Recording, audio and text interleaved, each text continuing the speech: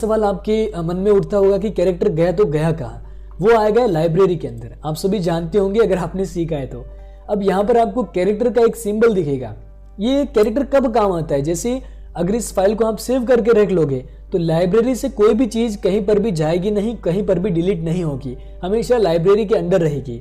तो आपको केवल एक ही फाइल को ओपन कर लेना है और लाइब्रेरी के अंदर जाकर आप इस सिंबल को इस तरीके से ड्रैग कर लीजिए। अब अगर यहाँ पे मैं क्या करूंगा, अगर मैं डायरेक्ट ड्रैग करता हूं तो यहाँ पे मुझे कोई भी लेयर नहीं मिलेगा।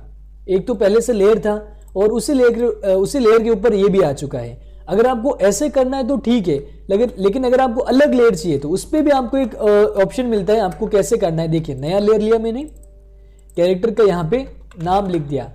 कैरेक्टर का नाम लिखो या फिर कोई भी आप ऐसे लेयर बना के छोड़ दो।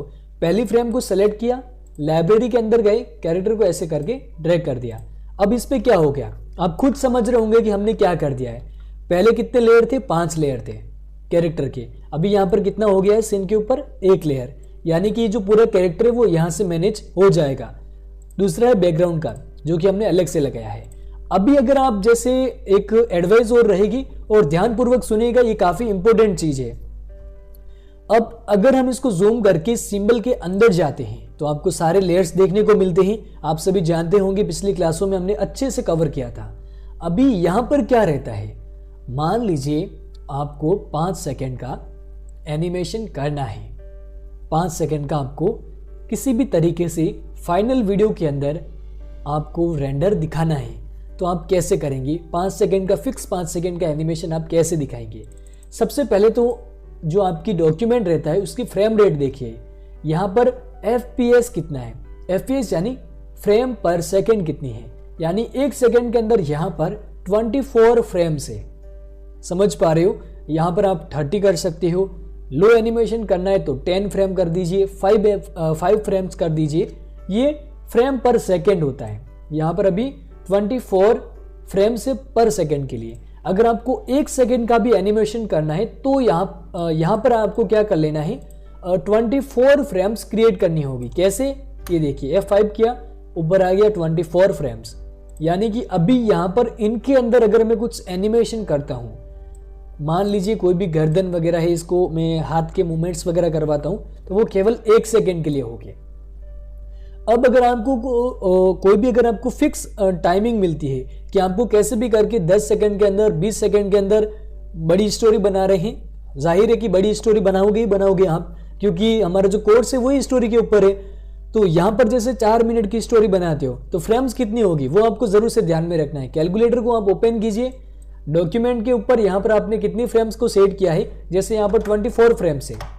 नॉर्मल जो रहता है वो 24 फ्रेम्स ही रहता है। आप 30 करो, 40 करो, वो आपकी क्वालिटी के ऊपर डिपेंड करता है। अब मुझे जैसे 5 सेकंड का, एग्जाम्पल के लिए 5 सेकंड का मूवी क्लिप चाहिए। मूवी क्लिप यानी आप कोई भी सीन समझ लीजिए, फाइनल रेंडर समझ लीजिए कि मुझे कैसे भी करके 5 सेकंड का वीडियो निकालना है। तो आप कैसे करेंगे? 24x5 मुझे 120 फ्रेम पर एनिमेशन करना होगा, तब जाके मैं 5 सेकंड का वीडियो बना पाऊंगा। 120 फ्रेम पर एनिमेशन करना है। तो यहाँ पर आपको क्या कर लेना है, जब आप कैरेक्टर के अंदर जाते हैं, आपको मूवमेंट्स करवाने हैं 5 सेकंड के लिए, तो यहाँ पर आपको ऐसा नहीं है कि 15 सेकंड 15 फ्रेम 20 फ्रेम को ही एनिमेशन करके छोड़ देना है, ऐसा नहीं करना है।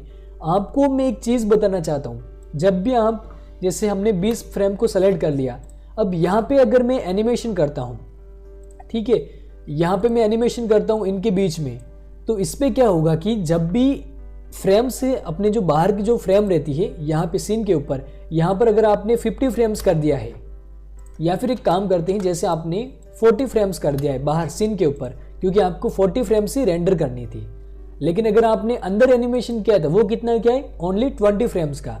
तो इसमें आपका लोचा क्या पड़ेगा वो मैं आपको बताता हूँ। ये जो आपका एनिमेशन है वो 2 बार दिखेगा जब आप Ctrl+Enter करोगे। 2 बार क्यों? क्योंकि आपने अंदर एनिमेशन 20 फ्रेम तक किया और 20 फ्रेम तक यहाँ तक 40 तक वापस से लूप हो गया। लूप यानी डबल बार, एक ही सीन 2 बार एनिमेशन हो गया।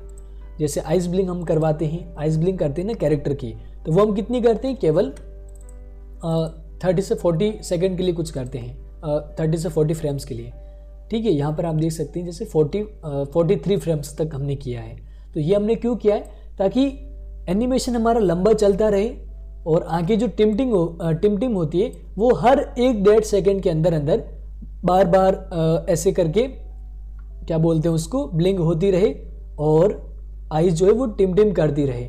अगर इसी को मैं यहाँ पे क्या करता हूँ, अगर मैं इसको भी अगर मैं लेके चलता हूँ कि 120 फ्रेम तक, तो ये आपको नहीं करना है। जो चीज़ आपको बार बार कॉपी करवानी है उसका एनिमेशन आप थोड़ी देर के लिए करो।